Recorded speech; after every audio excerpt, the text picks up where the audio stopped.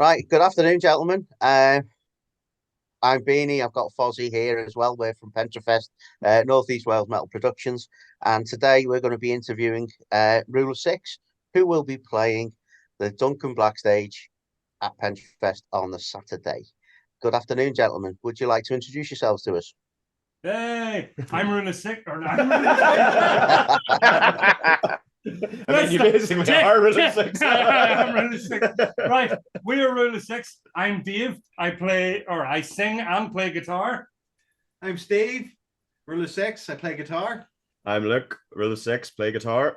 You don't have to say Rule of Six each time. But... I'm Curtis. I play guitar. I'm Dan. I play bass guitar. I'm Reggie. I play drums guitar. Drums guitar. Right, so I suppose the immediate elephant in the room that we've got to address here is the fact that normally when we do these interviews, we go around like four people, two of them say they're guitarists, and immediately, 30 seconds later, we've gone around the whole band and it's not a problem. Everyone's introduced. But this time, we're going to have to ask Dave where the original idea came from to stick four guitars in one band. Well, fundamentally, I believe that if you have less than four guitars in your band, you're not a real band. So only Rule of Six is real. Well, Iron Maiden are pretty close, but apart from that, that's it.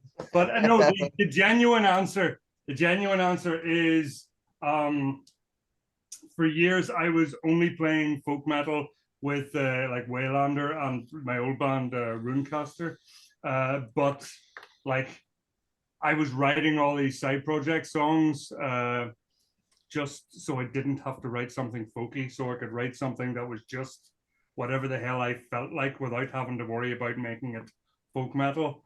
And I also didn't want to have to worry about ever having to play it live. So I just like was in the studio layering up guitar and guitar and guitar. And then eventually was Tom, our old guitar player, convinced me to do it live. And at that point we went, right, we've got like half a dozen songs. How many guitars is the minimum to actually pull these songs off live? And 4 is the magic number. So we've got 4 electric guitars, a bass guitar, and a drums guitar as well. But it isn't like we started a band with 4 guitars and then went, right, let's write a bunch of songs with 4 guitars. The songs came first, and on the recordings there's more than 4, but like 4 is the minimum amount of guitars we could play the songs the way they were written. So that's why. Well, obviously, with the name of the band, if you do need another guitarist, then you kind of hampered yourself there, haven't you? Well, we could do Rule of 7. I mean, you know. Like I'm not going to say that's never been discussed before, but yeah, well, I mean, the name of the band doesn't have to be the number of people in the band.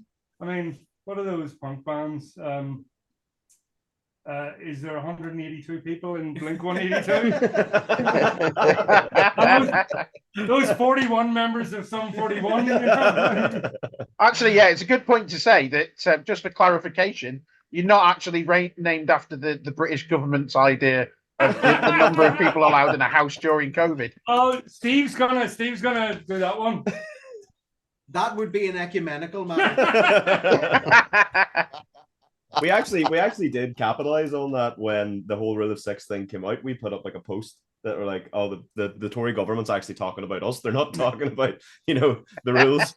Well, like he wanted to lean into it and send like Boris Johnson a t-shirt. Yeah. Rule of Six t-shirt. Yeah. He wanted to change the name of the band because he thought everyone would assume that we got the name from that. But no, we predate that by quite a few years, I think. We've had this name for at least 10 years. Yeah. The whole thing is the Tories stole it from us. Like everything else. Unfortunately, with your name, I did actually wear your t-shirt in Liverpool one night, and it was not long after Liverpool won the 6th Champions League, and they thought it was a reference to that. And obviously, being an Evertonian, I turned the t-shirt inside out right away. So, yeah. We could lean into that and sell our t-shirts in Anfield. I don't know football. Yeah. You're talking like, well, here, That's all right. Neither the Liverpool fans. So we'll move on from that straight away. well, here, So maybe you'll be able to tell me, like, but should it not be called feetball? Because they use both their feet. Yes. well, yeah, it's closer than American football, which should be called American handball. But you know, Yeah. we'll move on. We'll move on. So Okay, I'll take your word for it. so Dave, with obviously with your other bands and stuff, when you're writing, how do you decide which band it's going to be for and which way you move into it? It's pretty obvious.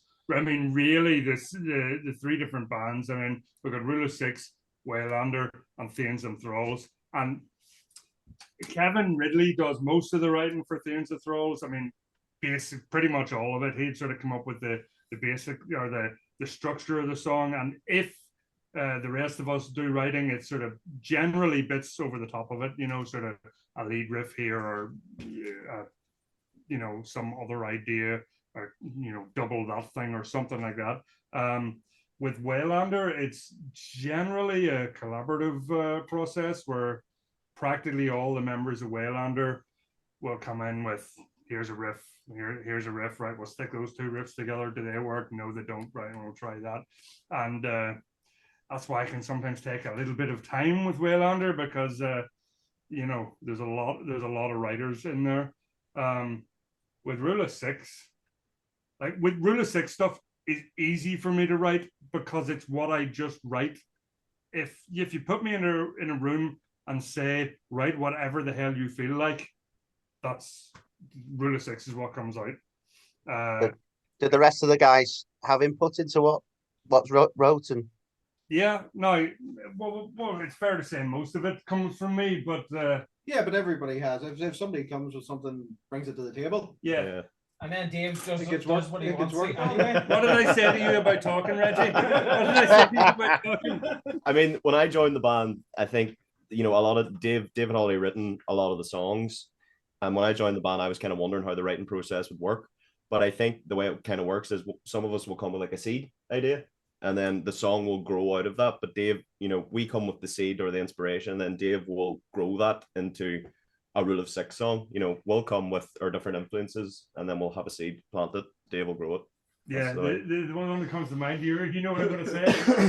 There's one time we were sort of sitting in the studio and I sort of said, right, let's write something. Curtis, or I think you were maybe the only guitarist there. Well, Luke wasn't there anyway. Curtis, what have you got? You're bound to have a riff that we can write around. So Curtis played this riff. That's great, right? Okay, we'll start the song like this, and then so we spent the next 2 weeks or something like that building up this song around this seed that Curtis had with his riff. And right, we'll move that riff out of here, and there was all that sort of thing going on. And a couple of weeks later, we had this full song. It was a 7-minute song. Like it wasn't a short song. It was a 7-minute song.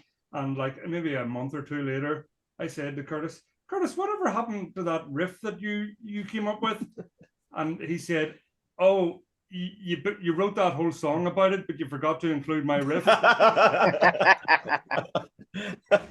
So I went, excellent, let's get your riff and write another song around it, So we got 2 songs out of Curtis's riff, and at least one of them will be on the new album that we're currently recording. So well, that's the next point then, isn't it? So you're recording a new album. How's that going, and what can we expect?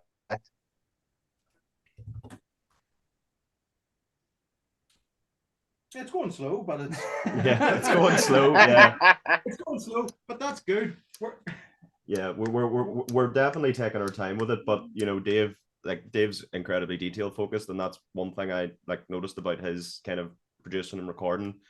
If something's not right, he will make you do it 1,000 times until it is perfect, and that's why it takes so long. But it works because some of the stuff that I've heard sounds fantastic already. Yeah, and let's be honest here, we're not professional musicians. We have full-time jobs. In the past with Waylander, I have when we had a label and a budget, we've been able to go into a studio and effectively live there for a month, or the studio here, but we've effectively been able to live here for a month. But generally, life gets in the way when you don't have a budget for these things. So, and I've just finished up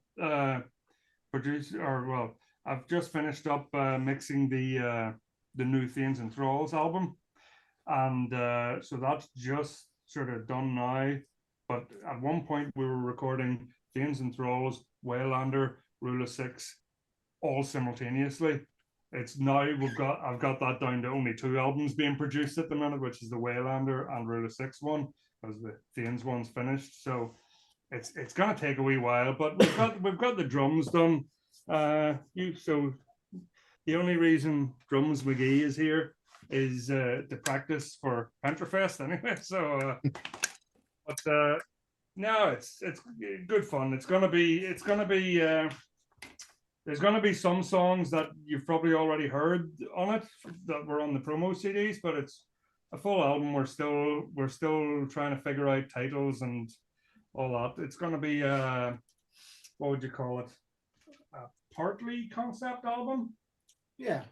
Yeah, there's a running theme, like concept theme throughout the album. I think that's something that we kind of all agreed on. That's based on That book. Yeah. All right. Okay. So it's called The Devil's Apocrypha. But I don't know if we should be talking about this book. Let's. It was written by Danny DeVito. But no, it's going to be a loose concept. Well, it's going to be one of those albums where there's like 4 or 5 songs. 4 based on the book. 4 songs based on the book, so it'll be they'll all connect thematically and things like that. And then sort of the other half of the album just be here's some other songs we wrote. Yeah. But well, it didn't do Iced Earth any harm, did it, when they had a partly thing going through something wicked? No, that's it. So that's exactly what it's like. And funnily enough, the new Thanes and Thralls album is exactly the same. So like the way Kevin Ridley put it with the Thanes album was, if it was on a vinyl, side A is a concept album and side B is just the other songs. So the Rule of Six one, we haven't figured out the order of it, if we're going to keep them all together or split them up. But it'll be that sort of idea anyway. cool. So obviously, with you being so busy and everything else, live shows for you guys, there's few and far between. And we've been lucky enough to host you for a few so far already. What can we expect from the live show at Pentre Fest coming up? Well, is this something similar to what we've done before? We were. I was talking to you about bringing another little toy with us that might be of interest. Yes. Don't tell I'm not going to tell them what it is. I'm not going to tell them what it is. But we've had people say before, Rule of Six is gimmicky. We have a lot of gimmicks on stage.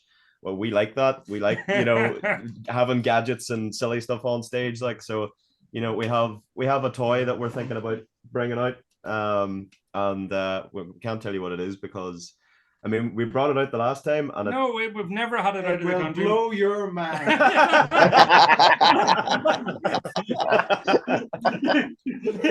I don't even know what it is. It's a trebuchet. And at the end of the show, we just blow the back out of the fucking. It's not that. It's like everyone's building it up. Like it's like. Did you see the at the last show we did for you guys in Wrexham, the microphone stand that it was a lightsaber that changed color? Yes. Yeah, that was brilliant. It's that sort of level of gimmick. It's not some awe-inspiring, it's not a spitfire over our head, So let's just rein it back a little bit, we're not Iron Maiden yet, so we'll maybe do that. See, quite often with gigs out of the country, we can't bring that much stuff, but that the Pentre Fest one isn't too far for us to drive. So like we get 2 cars and one of them's a pickup truck. We can carry a fair amount of gear with us. So that allows us to bring some of the more gimmicky but not necessarily necessary pieces of equipment that we like to use because we think it's hilarious. So the last run of shows you did was the Thanes and Thralls tour. So obviously you came to play for us in Wrexham. How was the rest of the tour? It was only Rule of Six only did one more gig, like Thanes and Thralls, which of course I'm in as well. There was 4 shows with Thanes and Thralls, and 2 of them did Rule of Six. They actually they asked me if Rule of Six wanted to do more than the 2, and I said no because I might be dead. It might kill me. It's heavy going, doing 2 shows in one night, 2 nights in a row. But we've done it before, and I'm sure we'll do it again. But the next night was Leo's the Red Lion in Gravesend. Gravesend, yes. Gravesend with Andy Oates from Scars of Sense. And he's a great guy, and I really like that band as well. They're doing some good stuff, you know. So this sort of touring, if you call it, if you can call it touring, it's just it's not rock star level, but it's fun. It's the type of touring you come back with stories from that. You can look back on and go, yeah, that was great crack. In fact, the Pentre Fest, just this morning, I booked another guy on the ferry with us. There's a friend of mine, Ralph, who sometimes comes to our gigs just for the crack. So I don't think he's ever actually heard us play live. No, actually, he came to the one the day after the Wrexham one. He came to the one in Gravesend, but he showed up after we played. He showed up. Now he was in time for Thanes and Thralls, but he missed Rule of Six and then traveled home with us the next day. So guys, when we show up, there will be seven of us. It's not really the best endorsement, is it, that the guy you bring along doesn't turn up when you're on? You got to try harder, gents. Come on. Well, that's why we're bringing him with us this time. Last time he flew direct to London, and he just didn't get to the gig in time. He spent the day running about the West End. Did he? Yep. Why? Just to have a look. Well, see what we basically said there then is that Beany, who I thought was possibly Dave's biggest fanboy ever, he doesn't actually truck following around the country to different shows. But yeah, I think the question really is there any merch that Beany doesn't own that from a band that Dave's in? What have we got around here, guys? I'm sure we'll have something. Does he have a lighter? Give me that thing. I haven't got a lighter now. Oh, he hasn't got a lighter. There you go. Give me that thing off the wooden thing. Yeah. No. But I mean, here, if Beanie's going to give me enough money for this, That's a fucking collector's item. That's what... I've got this thing. Oh, you haven't got one of them. Wow. Oh, Kelly, look what they're doing to me. This is from Waylander played the Dark Troll Festival, and they had like a Viking reenactment village there at it, and the Viking guys, who are great friends of ours, they had carved this and made it with the traditional Viking methods, and they were like, right, we've got this for you, and they sort of presented it to us, but it wouldn't fit in any of our bags, so we had to get them to ship it over to Northern Ireland for us, So Yeah. that's a good one. So, thanks, Curtis. No, I don't think there's any other merch, but what did you say? Drumsticks, yeah. Well, I don't know. Tell you what would you like to see Rule of Six merch wise? Because we're Honestly, nothing, because I'm skint. Well, no. Well, you see those guitar key rings. You need a guitar key ring that's got like four guitars on it. Yeah. That's like, what was the other one? I wanted to get rolls of Rule of Six packing tape. What else did we do? Reverse sunglasses. Rule of 6, reverse. No, was it sunglasses or just reverse glasses? No, sunglasses that make things brighter. I do think that not enough bands do shorts, to be honest. Proper, Shorts? decent shorts. You know, but I just think you can never have too many t-shirts, can you? So I'm just trying to think, well, how would you do merch shorts? We just have like Rule of 6 on the arse, just across the arse. Like that brand Juicy. Juicy, yeah. No, that's the idea. Well, that's the thing. You want to come up with as many unique ideas as possible. Like there was one point, Waylander, or I was talking to this whistle, the guy who makes these rose whistles, about doing a branded Waylander tin whistle, you know, which might still happen, but I mean, it wouldn't be a spur of the moment purchase. It wouldn't be a cheap thing. It'd be probably 80-90 quid for one, but you know, Beany would still buy it. that's like there's still someone who would buy them. But seriously, if you come up with any unique ideas for merchandise that's a bit off the wall, Steve, you wanted Rule of 6 condoms, didn't you? But Kiss have already done it. We need something. Kiss have already done it. We need something. Something like that. Well, that's it. Find Rule of 6 on Facebook, click message, and send in your ideas for merchandise to Rule of 6.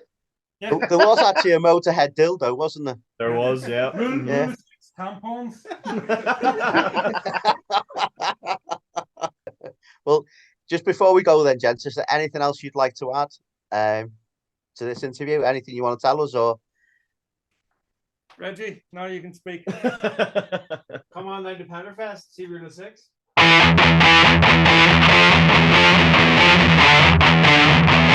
Do we have social media links, guys? I'm trying to fix this bloody camera. We again. have our Facebook page. Hold on, wait a second, Luke. Right, no, that's right, there you go. Yeah, we have our Facebook page. Currently working on a TikTok page. That's Oh yeah. yeah. I've already a few videos up. I'm just trying to get the kind of TikTok moving. But yes, we have Facebook. We have our YouTube channel as well. Do Yeah. we? Right, okay. We have our YouTube channel as well. And obviously you guys will be able to throw up the links after this video. I'm sure we can catch them, get them to you guys.